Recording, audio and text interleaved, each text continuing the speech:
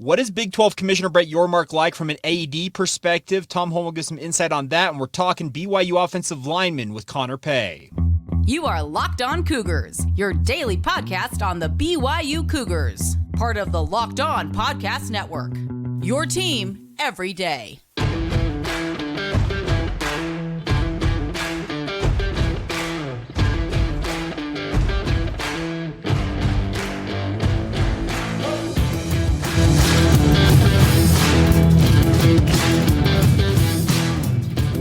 What's up, everybody? I'm Jake Hatch, your host here on Locked On Cougars, your resident BYU insider. Thank you for making Locked On Cougars your first listen today. Thank you to all of you who are everydayers with us here on the Locked On Podcast Network. Of course, we are your original daily podcast focused on all things BYU. And yes, if you're watching this on YouTube, you're probably seeing a little different background than you typically have been used to over the past year plus with the podcast. Finally had some time on Independence Day. By the way, I hope you all had a fantastic 4th of July out there, and obviously got to spend some time with your family and friends. Took part of the day and got my Father's Day gift finally installed. I'm going to duck my head. I'll get a nice little heads up of my Bass Pro Shops hat, but if you look behind me there, nice little sign there that says Locked On Cougars in neon. My loving wife, Megan, actually ordered that for me and gave it to me for Father's Day, and finally took some time and got it installed and redid the back wall a little bit. Some of you have commented on the other dead space here in my home studio. It's actually a closet I've repurposed into a studio, but nonetheless, we are going to have some floating shelves we'll be installing. So some upgrades continuing to come along here at the Locked On Cougars headquarters, as it were, but all the same. Huge thank you to all of you for your support of the podcast. All right, let's actually get down to business and talk about what's going on with BYU in the Big 12. Had a great chance to catch up with Tom Holmoe last Saturday during BYU's big party to celebrate Big 12 Day, obviously. And I hope, by the way, a number of you had the opportunity to get down to that and had a good time.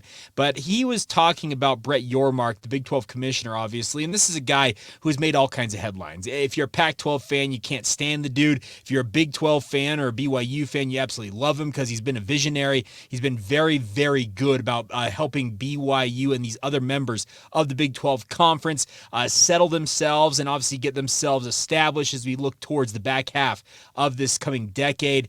But here's some thoughts from not from Brett Yormark, about Brett Yormark from Tom Holmoe about how Yormark is operating and what he's done to really revolutionize the game, as it were. There's no better person right now in college athletics than the Big 12 Commissioner, Brett Yormark. There's no one's more creative. No one thinks outside the box more. No one has delivered or executed better. And when I say that, the Big 12's played games, but we haven't been in there as these 14 teams right now, 12 after this next year. And I think it's rubbed off on me to say, hey, if our conference, the Big 12, can be ahead of the game, let's try to figure out ways that we can do that without changing. Like BYU, if y'all been around here for a little bit, we're going to look the same in many regards.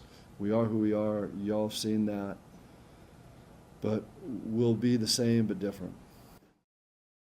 There you go, Tom Holmoe talking about Brett Yormark, and Yormark truly is a visionary. He's got a completely outside-the-box look at things, and we had an interesting conversation, by the way, on DJ and PK. Of course, my day job, I am the producer for DJ and PK on the KSL Sports Zone, 97.5 FM, 1280 AM here in Utah. I had a great chat with Rondo Felberg, former BYU athletic director, a guy who has just a vast wealth of knowledge when it comes to BYU. His passion burns deep for the Cougars, but at the same time, he has sat in the AD chair that Tom Holmoe has sat in, and he had a very interesting comment. He talked about how conference commissioners in this day and age, even athletic directors as well, they are no longer former athletes turned 80s. They a lot of them are business people. They've been in the business of sports. They came up, have MBAs. They did sports management type degrees and that type of stuff. He said it's a different dynamic here in this day and age of college athletics with regards to how ADs and conference commissioners operate, but it's not a bad thing. The other thing he also added, he said it's just a different way of doing things. And he said it's not a bad thing. It's just a different way that they operate. And I think that Brett Yormark is absolutely a visionary who's looking at things from a completely different outlook than other conference commissioners George Kliavkoff, probably most notably among them, is. And you can't tell me it was not planned that the Big 12 officially executed their new media rights deals, or implemented them, I guess I should say, or whatever terminology you want to use, on June 30 to say that, hey, we are locked in, we're good to go beginning in 2025 with this new media rights deal. It'll carry us through 2031.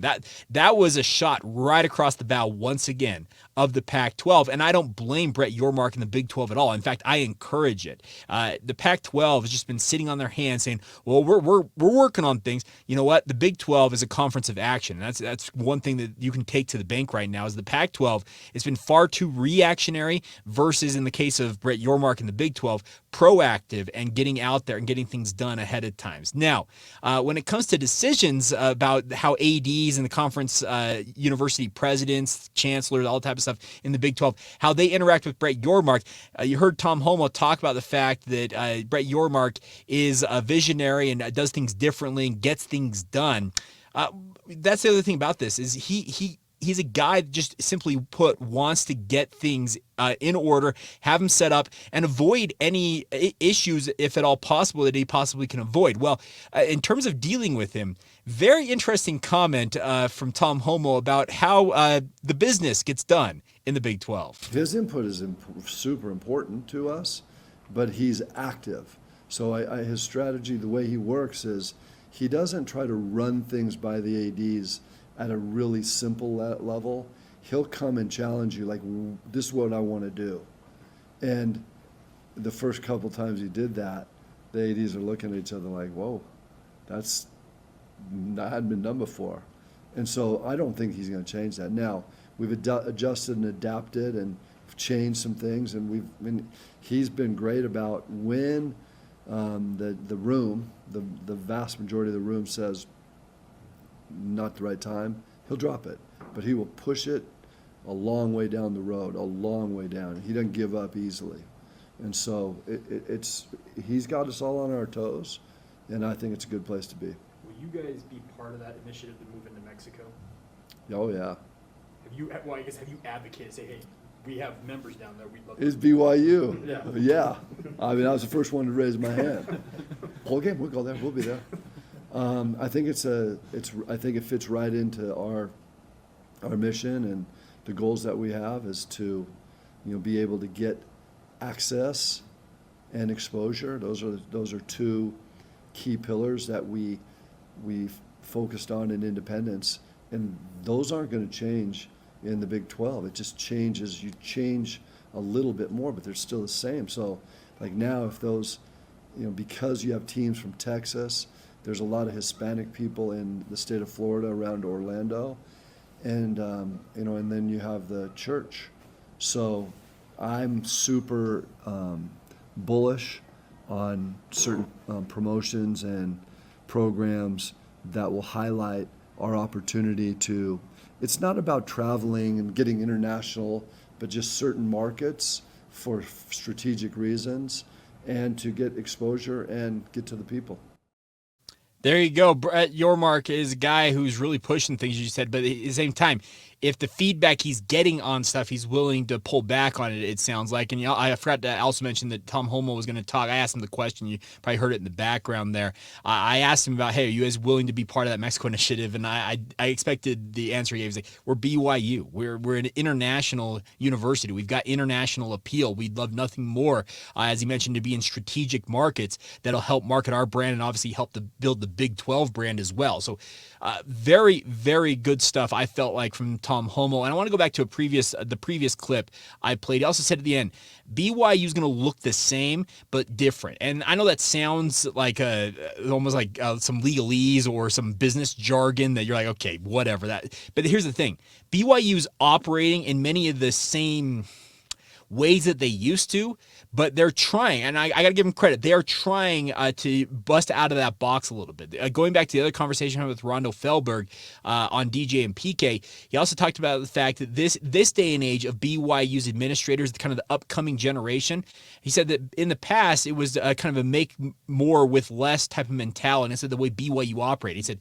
this new generation, and he talks about donors and people inside the university on both sides. So it's a different era now, and BYU's embracing that. That's the thing I think that Tom Holmoe is alluding to, is that BYU is going to hold to a lot of what it stands for, a lot of the history that it upholds, all the reputation it upholds as well. But at the same time, they're not afraid to quote unquote get with the times. They understand, you know what, we've got to do things in a different way here to stay relevant on a national scale. So I really appreciate Tom being willing to kind of dig more into that and explain, okay, this is kind of how the way we're going to operate. But I also heard him, hey, we're totally cool with the way that Brett Yormark, he's going to push things, obviously, and that's his job as conference commissioner, is to quote unquote push the envelope and really be able to get the conference members to maybe bust out of their shell a little bit, or the way they've done things before, and try something new. That's a great thing to have a conference commissioner push that. But at the same time, he's not pushing it so hard. He's not going to ramrod it through. As you heard Tom Holmoe say,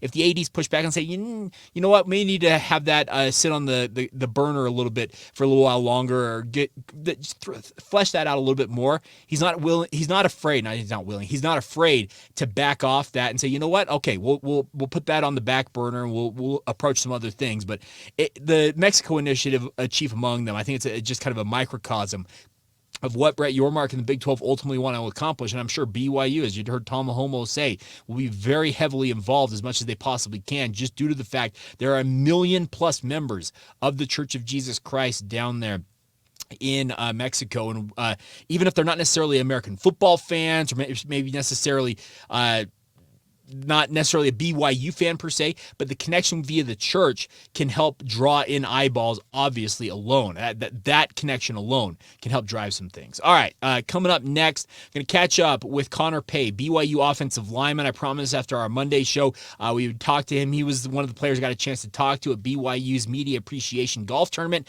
last week, so about 10 days ago. Had a great chat with him about the offensive line, his play individually along the interior there, mainly at center, how things are looking for him as he goes into his redshirt junior season. Looks kind of explain. You'll hear him explain, I should say, what his eligibility status is, and we'll get to that coming up here momentarily.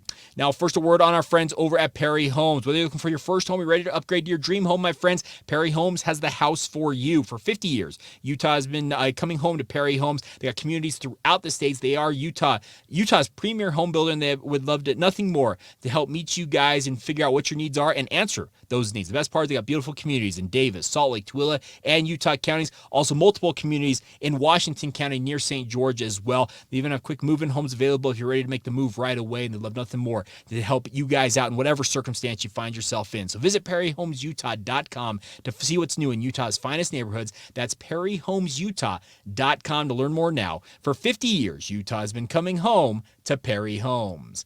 Thank you once again for making Locked On Cougars a part of your day. Thank you for being everydayers with us here on the podcast. Appreciate, guys, all of your support. It really does mean the world to us here on the show. It helps us just really continue to build the audience. You guys have been absolutely incredible at rating, reviewing, liking the show, leaving comments, and all of it, negative or positive. I read it all. So thank you for all of it. And trust me, a lot of it's not really that negative. It's just you guys have stuff that you point out. So, for example, our Monday show, I'll just throw that as the Tom Holmoe clips in that video came out very, very low. Now, when I was editing it, it didn't sound as low to me as it ended up in the finished product. So that's on me. I needed to go back and double check that before I published the show. Well, I couldn't necessarily just redo the file that was already published, especially on YouTube. I think it was the most notable people had issues with one on YouTube. But the biggest thing is I went back and just essentially republished the show to make sure that the audio clips are at the level that you guys could hear them. And I appreciate the feedback. Trust me, I really do. It helps me get better.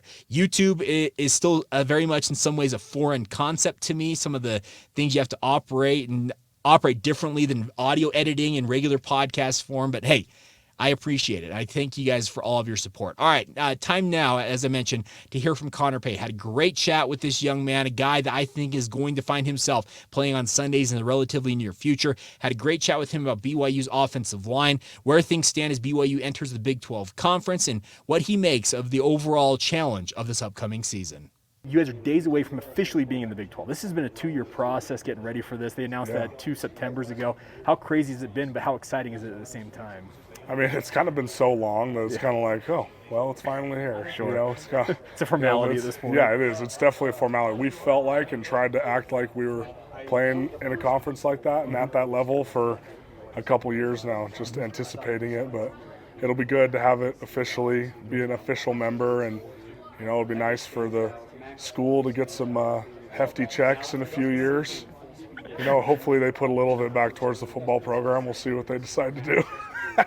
Let's hope so. But I'm glad that the university's getting their payday. It'll be good. Absolutely. It's exciting. Now, you and Kingsley essentially are the 2 elder statesmen now on that offensive line. How weird does that feel to you as a guy who all of a sudden you've gone from being the underclassman to being one of the leaders? Yeah, it's kind of weird. It was a quick transition because like last year was technically my sophomore season, a redshirt sophomore season, Kingsley's freshman season. So it's like, and now all of a sudden then, especially in the spring before we had some of these transfers who are veteran players, it was in terms of like a decent amount of starts, it was basically just me. So it was like, it was weird at first to kind of like look around and be like, oh man, I don't have someone who can remember this play from this game 2 years ago or something, you know, because we had Kingsley who has his 11, 12 starts or whatever, and me with my 20-something, I don't know. And then it was just, I don't know, after that, right? But now with the additions of like, and Braden Kime has started games, so he's definitely a leader. And now to have Caleb Etienne join us, Paul Miley, you know, some of those guys who, you know, are proven players. Ian Fitzgerald has started a lot of games. It's been nice to have those guys in the room. Now some veteran players who know the expectations and what it takes to be really good players. So it's been nice. Now, I wanted to ask you about those guys coming in. In particular, guys like Waylon Lopuaho, Paul Miley. The guys are playing on the interior like you do. Yeah.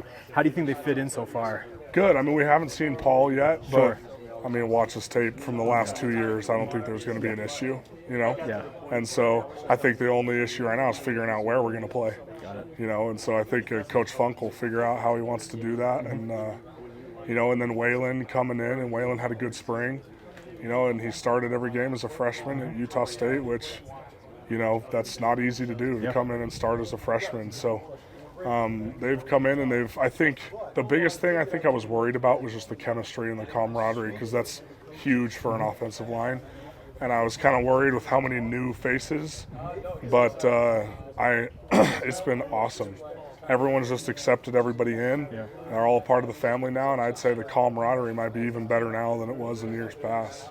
Now, obviously, you have a new quarterback playing behind you, Kedon Slovis. How do you think things went in the spring versus how things look right now, in your opinion, from him? Good. I think things went well in the spring, but obviously I had to work out a few kinks, right? He's new and kind of working out, you know, how him and I gelled in terms of calls, especially in protections and that type of thing.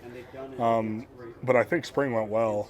And, I mean, he's no stranger to this type of offense, and him and A-Rod and Matt see eye to eye on how they want to quarterback the offense. And so, but I think we've definitely taken steps forward this summer as we've done our, you know, PRPs and some other things like that when we've just been working out there as players. And it's been, I think we're just taking one step at a time, and it's getting better and better. Now, I don't think a lot of fans understand what a PRP is. Can you explain it and explain what it is, and then how important they are for you guys? Yeah, so a PRP is a player-run practice. So basically, it's a lot shorter than like a traditional practice or something. We're not allowed to be in pads or anything, but there are certain rules stipulating how much the coaches can be involved in the summertime, especially when there's a football involved. And so, like, the coaches can do some individual period stuff with us with no football involved. And I don't know, the rules change every year, so I don't freaking know half the time what's going on. But essentially, we'll go through and run some plays, go through a script, and, you know, just basically practice just with no coaches there. And so it's essentially just on the players to make sure everyone's in the right spot, everyone's doing the right thing. We're rerunning plays, making sure we're getting things right. And so it's a great opportunity for like the leaders to kind of come in and basically, at least for me, it's a great for just my mental side of the game to kind of help make sure everyone's on the right page, going through blitz cards, run review, that type of stuff, just to, make sure that I'm sharp on all the calls. And it's a great opportunity for young guys to kind of start the mental processing and seeing different looks, because that's one of the more challenging aspects when you get out live, is things happen a lot faster. And so letting them get started a little earlier on that is a huge advantage, I think. Now, I wanted to ask you about Aidan Robbins. We didn't see a bunch of him in spring, saw him a little bit. The coaches said at the end of spring he could have gone if it was a game type of situation, but they wanted to be very careful with it. How good is he in your mind as a running back? I think he's a really good player. Just in watching his film at UNLV, he just runs through people, and he makes his reads really well, and I'm really excited to see how he does, because he's a veteran player, and he knows what it has to be done in order to play at that level, which I think might be one of the most important aspects. And and now that running back room is starting to fill up a little bit with really high quality players, so I think it's going to be exciting, and he's kind of the leader of that room, and I'm really looking forward to how he plays, because he talks to me all the time, all the running backs, hey, can you explain this, the schemes to us, the combos, so we can get the reads right, and so they're dialed in. So I'm really looking forward to watching them play. When it comes to the transfer portal, getting guys into the program, getting them integrated, you guys brought, I think it was 20 or some odd guys have transferred into the program this offseason. How has it gone? Do you feel like you guys have kind of they've assimilated right in? Or I think so. Okay. I was a little worried about that. Sure. Because that's a lot. Yeah. That's a lot. That's a lot of turnover for a team. But especially with like some of them being plug and play guys, or like maybe it's like a freshman comes in, all right, they'll be here for a couple of years, then they'll get in to where they're really a contributor. But to have transfers come in and play right away, I thought, that might be a little interesting. But it's been seamless for most of them. There's been no issues on the team with any of the transfers, and everyone's just joined the family. Everyone's accepted them just with open arms, and you're a good player. You're going to help us win games, and that's what matters at the end of the day. And it's like, if you're upset about a transfer coming in who might have a chance to take your spot, play better. Yeah, play better. Light a fire under you. Last thing from me is, how excited are you to lead BYU into their first year in the Big 12? I think it's really exciting. The opportunity to now have a conference championship on the table is really exciting. And this kind of being our inaugural season, this will be one everybody remembers for good or for bad, right? And so I think just having the opportunity to do that is special. You only get to lead a team into a conference, a Power 5 conference, usually once. So, it's a special opportunity for all of us to be a part of BYU football history. And I think we have to honor that by playing as hard as we can, doing everything we can to win, and then letting the chips fall where they may. There you go, Conor Pay, BYU offensive lineman. I can't thank him enough for taking the time to join us here on the podcast. Great chat with him, and a dude that I really think has got a bright future ahead of him. I think he's got the capability of playing any one of the guard spots or the center spot, and I think he's totally cool to make sure that he finds the right role for him, but also helps the team out as well as they go into the Big 12 Conference. And once again, big thank you to Conor Pay for taking the time to join us right here on Locked On Cougars. All right, coming up here in just a minute, we'll finish out today's show with another look back at another game in BYU football history. This one, much more fun than the last one we talked about. A big win as the BYU went down to Rocky Top. We're talking about it coming up here in just a moment. Now, first, a word on our friends over at FanDuel. Take your first swing at betting on Major League Baseball with FanDuel. Get 10 times back on your first bet amount in bonus bets. That's up to $200 back, my friends. That's right. Simply put, you put $20 in, you'll land $200 back in bonus bets, win or lose. That's $200 you can spend on betting from everything from the money line to the over-under, whoever you think is going to hit the first home run, have the first strikeout in any given game. It's a really great way to get in on the action and do it all on an app that's safe, secure, and super easy to use. Plus, when you win, you can get paid out instantly by our friends over at FanDuel. So there's no better place to bet on Major League Baseball than with FanDuel, America's #1 sportsbook. Sign up today and visit FanDuel.com/lockedon to get up to $200 back in bonus bets. That's FanDuel.com/lockedon to get started today. That's FanDuel, official partner of Major League Baseball. Thank you once again for making Locked On Cougars a part of your routine, my friends. I want to encourage you. I have just another reminder. We are doing a giveaway essentially throughout the entirety of this month. We're going to take in your guys' entrances, entries, I should say. We're giving away a signed Jaron Hall football as well as other BYU swag. We'd love nothing more than for you guys to be entered to win that. All you got to do is to send us an email. lockedonbyu@gmail.com is the email address. Send us a screenshot of you being subscribed on YouTube and wherever else you get the podcast, Apple, Stitcher, Spotify, Google. You guys know the drill. Wherever you guys get the podcast, let us know you're listening to the show. Essentially show us evidence that you're doing that and you're entered to win. Like I said, the grand prize will be that Jaron Hall signed football. I've got other BYU swag I've got sitting here at in the studio, etc. I'd love nothing more than to share it with you guys out there in Cougar Nation. So once again, email us lockedonbyu@gmail.com. That's the email address to get entered to win today. All right, before we go on today's show, let's look back at another game in BYU football history. I got to pull up the right document here, but we're looking back. We finished up the 2018 season. We looked at the first game of the 2019 season, and BYU was off to it was disappointing, obviously, that Thursday night, marred by the lightning, finishing the game after midnight, losing to Utah. But then BYU had essentially 10 days. They had a road trip going down to Tennessee to take on the Tennessee Volunteers. And this was a game I was at. I was down there at Neyland Stadium, had a great time visiting Rocky Top, and had some really good fun with some good friends of mine that I traveled with for this game. But as I was watching this game, I went down to the sideline.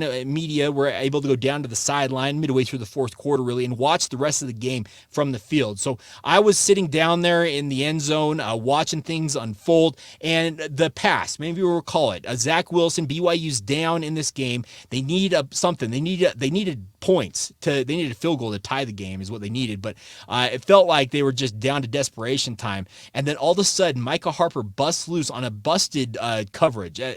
Frankly, it was a busted in coverage, and Zach Wilson heaves it to Micah Simon. Simon has the wherewithal to understand, you know what, time and distance, you know what I'm talking about. He wasn't going to get to the end zone, but he realized, you know what, I got to get down here. He gets tackled. They rush Jake Oldroyd out there. He makes the field goal. So that all unfolded, from my perspective, from the opposite end zone. I was standing down there. I watched the play unfold. I didn't notice that Micah Simon was all alone. I just saw Zach Wilson uncork a deep pass, and all of a sudden I see Micah Simon just streaking down the field. I'm like, oh my goodness, they got a chance here.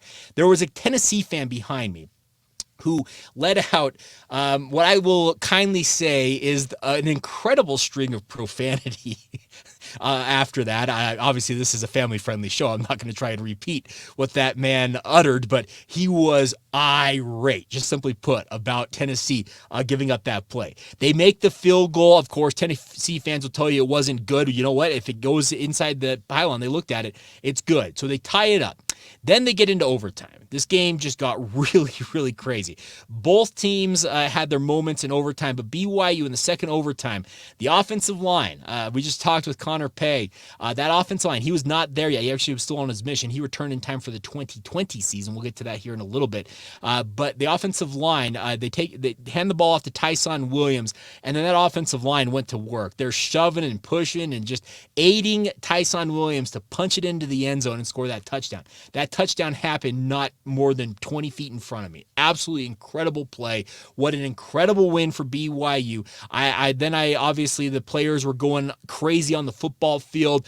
We were headed back to the media room, but I stayed on the field just for a little bit to kind of take in the scene. It was absolutely nuts. You could have heard a pin drop seemingly inside of Neyland Stadium. More than 100,000 fans in attendance, and the ones clad in that orange were just absolutely just devastated. Just a crazy, crazy win. It dropped Tennessee to 0-2 on the year, got BYU to 1-1, but absolutely thrilling scenes for BYU as they win this one. One other thing is, after I left the field, kind of wandered back to the media area. It was inside that I guess would be the end zone I was in. I was wandering back there, and Tennessee has a really cool thing. They actually drive the opposing coaches to their locker room on golf carts. Well, we're standing there waiting for the media session to begin. All of a sudden, there was lots of whooping and hollering, all that type of stuff going on outside the BYU locker room. But all of a sudden, I hear this, yeah, and I'm like, who is that? So I kind of peek around the corner out of the media room, and I look out there. It's Jeff Grimes, and he is just losing his mind, just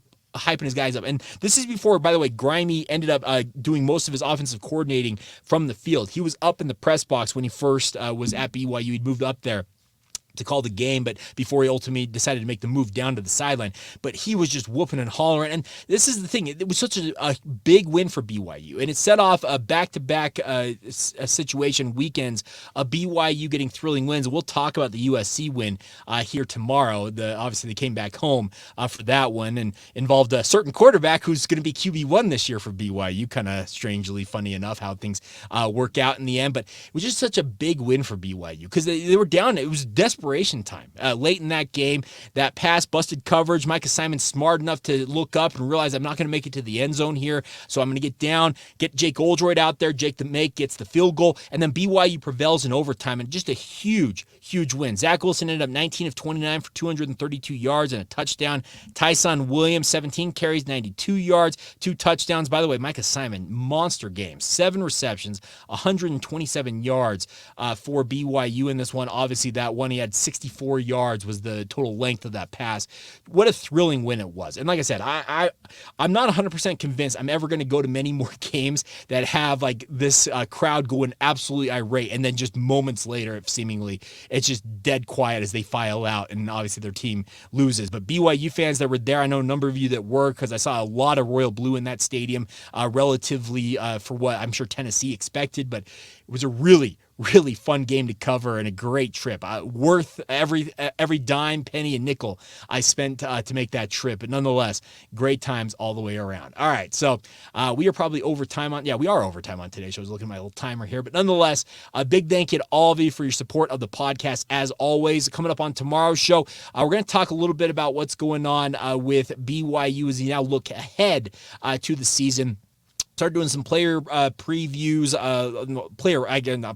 like opponent previews, getting you ready for the upcoming season for BYU, as well as some look backs also. In addition to what we've done with these game-by-game look backs, I also want to do some other things with regards to, okay, who are the greatest in BYU's independent history now that BYU is officially in the Big 12? It's the month of July, not a lot going on. It's the dead period for recruiting. Media Days is still over a week away. I'll be headed out I'll actually be in Texas. It begins a week from today, crazily enough. I just realized that. But nonetheless, big thank you all the same for your support of the podcast. Stay with us every single day. Make sure you're an everydayer with us here on the podcast. And a big thank you once again for making Locked On Cougars your first listen of the day as well. Until tomorrow, my friends, have a great rest of your afternoon, evening, morning, late night, whenever you're watching this. We will talk to you guys again next time. This has been the Locked On Cougars podcast. See ya.